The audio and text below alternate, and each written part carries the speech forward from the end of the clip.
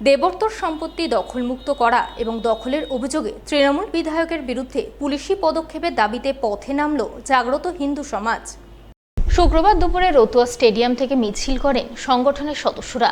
এরপর রতুয়া থানা ব্লক দপ্তর এবং ভূমি ও ভূমি সংস্কার দপ্তরে গিয়ে স্মারকলিপি জমা দেন তারা। রতুয়া বিডিও অফিসের সামনে প্রায় 88 শতক দেবর্তর সম্পত্তি রয়েছে। অভিযোগ, ওই সম্পত্তি দীর্ঘদিন ধরে দখল করে আছেন মালতীপুরের তৃণমূল বিধায়ক আব্দুর রহিম বক্সী। এ নিয়ে রতুয়া থানায় অভিযোগ দায়ের করেছেন ওই সম্পত্তির প্রকৃত মালিক শকুন্তলা ঘোষ। তাই অবিলম্বে দেবর্তর সম্পত্তি দখলমুক্ত করে তা ফিরিয়ে দিতে হবে। পাশাপাশি দেবর্তর সম্পত্তি দখলের অভিযোগে বিধায়ক আব্দুর রহিম বক্সীর বিরুদ্ধে তদন্ত করে আইনানুগ ব্যবস্থা নিতে হবে। যত কেউ আজকে সনাতনী জাগ্রত সনাতনীরা এখানে উপস্থিত হয়েছি, আমরা প্রশাসনকে 20 দিনের সময় দিচ্ছি। এই প্রবলেমের সলিউশন করতে হবে। দেবত্তর সম্পত্তিকে উদ্ধার করে দেবতার যে দেবত নামে আছে তাকে দিতে হবে, আর রহিম বক্সীকে অ্যারেস্ট করতে হবে। পুলিশ কী জন্য স্টেপ নিচ্ছে না এটা তো আমরা জানি না, ঠিক আছে। আমাদের কাছে যেটুকুটা ডকুমেন্টারি আমরা পেয়েছি এখন অবধি, এটা হচ্ছে আমাদের মা চতুর্ভুজা আর শ্রী শ্রী শিব ঠাকুরের জায়গা। এটা হচ্ছে আমাদের দুটো ডিড আছে, একটা হচ্ছে 88 ডিসিমিলের ডিড আর একটা হচ্ছে 5 ডিসিমিলের। টোটাল আমাদের জমি হচ্ছে 93 ডিসিমিল। এই জায়গার পরে যদি অন্য কোনো জায়গা থাকে তাহলে অন্য কেউ পাবে, কিন্তু এই জায়গাটা অবিলম্বে আমাদেরকে আমাদের দেবত্ব সম্পত্তিতে প্রিভিয়াস খতিয়ানের জন্য ফিরিয়ে দেওয়া হয়। এটার জন্য আমরা প্রেয়ার করেছি বিএলআরওর কাছে। 18 তারিখের একটা ডেট আছে, যদি 18 তারিখের পরে না হয় তাহলে আমরা বৃহত্তর আন্দোলনের জন্য আমরা রেডি হব।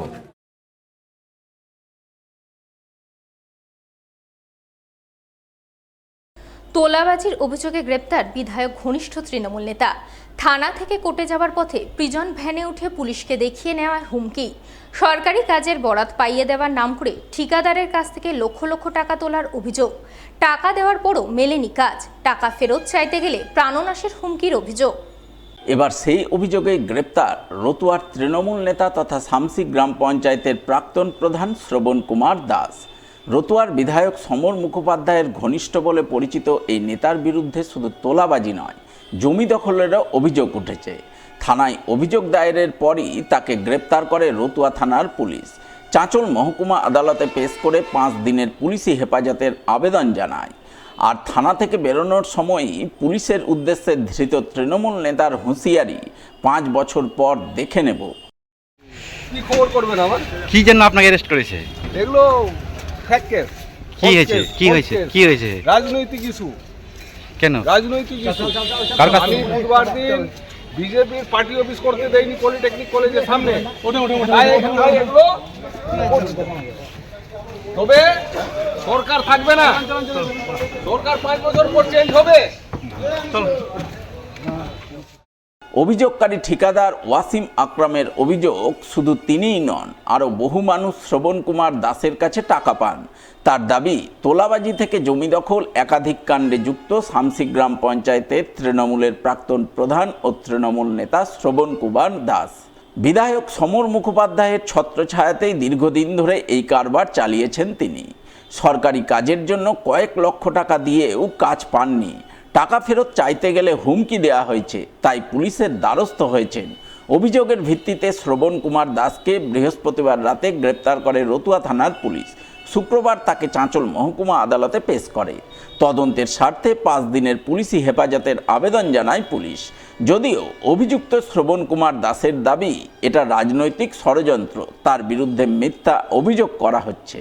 এই বিষয়ে রতুয়ার তৃণমূল বিধায়ক সমর মুখোপাধ্যায়কে ফোনে ধরা হলে তিনি বলেন, শ্রবণ কুমারের গ্রেপ্তারের বিষয়ে তার জানা নেই, তিনি এখন কলকাতায় রয়েছেন। ঘটনায় চাঁচল বিধানসভার বিজেপির অবজারভার অভিষেক সিংহানিয়া বলেন, তৃণমূলের আমলে উপরতলার নেতাদের মদতে সবাই তোলাবাজ হয়ে গেছিল। মানুষ এদের ভয়ে অভিযোগ জানাতে পারত না। সরকার পরিবর্তন হয়েছে, এখন অভিযোগ হচ্ছে। পুলিশ আইন অনুযায়ী তোলাবাজদের বিরুদ্ধে ব্যবস্থা নিচ্ছে। অভিযোগ বলতে আমি 2022 সালে প্রধান শ্রবণ কুমার দাস প্রধান চলাকালীন আমার কাজ কিন্তু আমার বিভিন্ন রকম টেন্ডার হয় গ্রাম পঞ্চায়েতে। আমি কিন্তু শামসি গ্রাম পঞ্চায়েতের আন্ডারে কন্ট্রাক্টরি কাজ করতাম।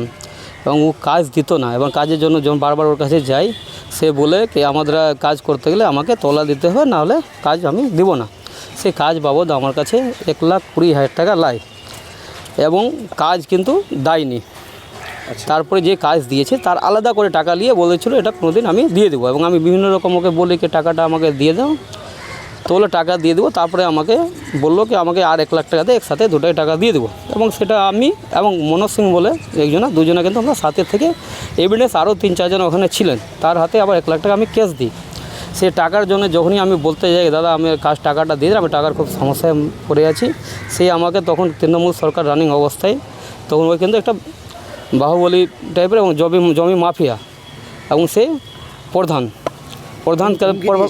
প্রধান প্রভাব দেখিয়ে আমাকে বিভিন্ন রকম হুমকি দিয়েছিল, এবং বলছিল বারবার টাকা চাইতে গেলে তোর কাজ বন্ধ করে দিব, এবং তোকে আমি বিভিন্ন কেসে ফাঁসিয়ে দেবো। এবার আমি তখন কিন্তু বিভিন্ন জায়গায় যোগাযোগ করি, কিন্তু কোনো জায়গায় আশ্রয় পাইনি, এবং আপনাদের বিধায়ক সমর মুখার্জি ওর পিছিয়ে হাত থাকার কারণে আমি কিন্তু কোনো জায়গায় গত 4 বছর ধরে আমি অ্যাকশন নিতে পারিনি। এবং সরকার পরিবর্তন হওয়ার পরে আমি বিভিন্ন জায়গায় দেখছি আমাদের মুখ্যমন্ত্রী বিভিন্ন রকম লোকে যারা তোলাবাজির সঙ্গে যুক্ত এবং জমি মাফিয়া তার বিরুদ্ধে কিন্তু অ্যাকশন নেওয়া আছে, সেটা দেখে আমার কিন্তু সাহস হয়, এবং আমি কিন্তু তার বিরুদ্ধে একটা এফআইআর করি এবং এফআইআর করার পরে আমি যখনই এফআইআর করার পরে আমি যোগাযোগ করি, এফআইআর ওর নামে হয়েছিল। এবার হওয়ার পরে যখন এফআইআর হয়ে যায় আমাকে বিভিন্ন জায়গায় রাস্তায় আমাকে হুমকি দেয় এবং মেরে দেবার একটা আমাকে সবসময় বলে 1 সপ্তাহ মধ্যে আমাকে মেরে ফেলে দেবো, তুমি আমার বিরুদ্ধে এফআইআর করে তাড়াতাড়ি এফআইআরটা তুলে দাও। সেই এফআইআর না তোলার কারণে আমাকে কিন্তু বিভিন্ন রকম টর্চার করে। আমি সাথে কাল রাত্রে এসে আমি বউর কাছে একটা কমপ্লেন জমা দিই কি আমাকে এফআইআর তুলে দেওয়ার জন্য চাপ দিচ্ছে এবং মেরে দেওয়ার হুমকি দিচ্ছে। সেই ইংলিশটি আমি কিন্তু একটা কমপ্লেন জমা দিই এখানে, এবং শুনেছি যে পুলিশ প্রশাসন একটা অ্যাকশন নিয়েছেন। এটা প্রশাসন অ্যাকশন নিয়েছে, ওনাকে অ্যারেস্ট করা হয়েছে। কোন থানায় অ্যারেস্ট করেছে? রতুয়া থানা। আচ্ছা, বলছি এই শ্রবণ কি দায়িত্বে রয়েছে এখন? বর্তমানে মনে হয় গ্রাম পঞ্চায়েতের মেম্বার, এবং মনে হয় আপনাদের ওই গ্রাম পঞ্চায়েত তৃণমূলের মনে হয় চেয়ারম্যান, উনি হলেন গ্রাম্য চেয়ারম্যান, এবং লোকাল কিন্তু একটা জমি মাফিয়া। উনি বিভিন্ন রকম লোকের সঙ্গে তলাবাজিতে যুক্ত, এবং কেউ সাহস করে ওনার বিরুদ্ধে আসতে পারছে না। গত রাত্রে তৃণমূলের এক দালাল নেতা যে বিগত দিনে ভোট লুট করেছে, জনগণের টাকা লুট করেছে, কোটি কোটি টাকা পঞ্চায়েত থেকে প্রধান থাকাকালীন লুট করেছে, সেখানে পুকুর ভরাট করিয়েছে, মানুষের টাকা নিয়ে তোল্লাবাজি করেছে, মানুষকে শাসিয়েছে। বিগত দিনে যখন তৃণমূলের সরকার ছিল তখন শামসি ফাঁড়ি দখল করেছে। এমন একজন কুখ্যাত তৃণমূলের নেতা গতকাল পুলিশ তাকে ধরে, কিছু মানুষকে মারপিট করেছে, কারোর টাকা নিয়েছে, এই জন্য পুলিশ ধরে। এবং তারপরেও আমরা জানতে পারি আজকে যখন পুলিশের প্রিজন ভ্যানে তাকে উঠানো হচ্ছিল, সেখানে সে পুলিশকে হুমকি দিচ্ছে কি 5 বছরের পর তৃণমূলের সরকার আসবে, দেখে নিবে। তো আমি রিকোয়েস্ট করব পুলিশ প্রশাসনকে, এমন একজন ঔদ্ধত্যবান কুখ্যাত নেতাকে কড়া থেকে কড়া স্টেপ নেওয়া হোক, এবং তাকে বুঝিয়ে দিতে হবে এখন কিন্তু প্রশাসনের আইন আছে। জাল আধার কার্ড তৈরির অভিযোগে মিজানুর রহমান নামে এক যুবককে গ্রেপ্তার করল মালদা রতুয়া থানার পুলিশ। ধৃতের বাড়ি রতুয়া থানার ভাদো গ্রাম পঞ্চায়েতের কালিয়া গ্রামে। তার কাছ থেকে ল্যাপটপ, প্রিন্টার সহ আধার কার্ড তৈরির বিভিন্ন ইলেকট্রনিক সামগ্রী উদ্ধার হয়েছে। পুলিশ সূত্রে জানা গিয়েছে, দীর্ঘদিন ধরে রতুয়া সহ বিভিন্ন এলাকায় অন্যের পরিচয় ও আধার সংক্রান্ত অথেন্টিকেশন আইডি ব্যবহার করে অবৈধভাবে আধার তৈরির কাজ চালানোর অভিযোগ রয়েছে মিজানুরের বিরুদ্ধে। বৃহস্পতিবার রাতে দেবীপুর গ্রাম পঞ্চায়েতের বাহিরকাপ গ্রামে আধার তৈরির কাজ করার সময় গোপন সূত্রে খবর পেয়ে সেখানে অভিযান চালায় পুলিশ। ঘটনাস্থল থেকেই তাকে গ্রেফতার করা হয়। পুলিশের দাবি, ঝাড়খণ্ডের রাঁচি এলাকায় এক ব্যক্তির আধার অথেন্টিকেশন আইডি ব্যবহার করে রতুয়া এলাকায় এই কাজ চালাচ্ছিল ধৃত। ওই আইডি কিভাবে তার হাতে এলো এবং এই চক্রের সঙ্গে আরও কেউ জড়িত রয়েছে কিনা তা খতিয়ে দেখা হচ্ছে। শুক্রবার মিজানুরকে চাঁচল মহকুমা আদালতে পেশ করে পুলিশ 14 দিনের হেফাজতের আবেদন জানায়। শুনানি শেষে আদালত 10 দিনের পুলিশ হেফাজত মঞ্জুর করেছে।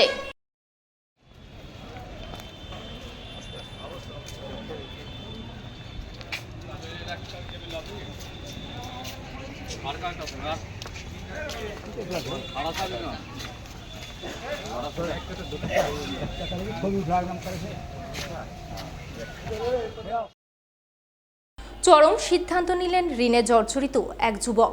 পাওনাদারদের তাগাদায় মানসিক অবসাদে আত্মহত্যা করলেন গলায় দড়ি দিয়ে। ঘটনাকে ঘিরে জোর চাঞ্চল্য তৈরি হলো পুরাতন মালদা পৌরসভার 12 নম্বর ওয়ার্ডের মঙ্গলবাড়ি সামুন্ডাই কলোনি এলাকায়। জানা গেছে আত্মঘাতী যুবকের নাম বাপ্পা সরকার, বয়স 40 বছর। তিনি অবিবাহিত ছিলেন। বাড়িতে রয়েছে বৃদ্ধ বাবা মা। বাপ্পা পুরাতন মালদা পৌরসভার নির্মল কর্মী হিসাবে কাজ করতেন, কিন্তু সেই কাজের কয়েক মাসের বেতন বকেয়া রয়েছে। তাই তিনি বাধ্য হয়ে সংসার চালাতে চড়া সুদের টাকা ধার নিয়েছিলেন। কিন্তু সম্প্রতি সেই পাওনাদাররা তার কাছে টাকা ফেরত চেয়ে নিয়মিত তাগাদা করছিলেন, তার উপর চাপ তৈরি করছিলেন বলে খবর। এতে মানসিক অবসাদে ভুগছিলেন বাপ্পা। আর সেই কারণে শুক্রবার ভোর রাতের দিকে বাড়িতেই ঘরের মধ্যে গলায় দড়ি দিয়ে আত্মহত্যা করে বলে খবর। পাড়ারই ছেলে, আমাদের স্টাফ, ঠিক আছে। আমি বিপুল রায়, আমাদের স্টাফ, আমাদের যে মারাই যে স্টাফটা তার নাম হচ্ছে বাপ্পা সরকার, ঠিক আছে। চেহারাটা কোনো মানসিক একটু মানে ঋণদারে পড়ে গেছিলো, তার কারণের জন্যে চেহারাটা এই দুর্ঘটনা ঘটিয়েছে। কিন্তু পৌরসভা আমাদের বেতনটা দিচ্ছে না, কারণটা কি? পৌরসভা বেতনটা দিচ্ছে না, কারণটা কি? তো হয়েছে তাই 1 নম্বর, 2 নম্বর বাড়ির আবার টেনশনের জন্য আরও চেহারা চলে গেল।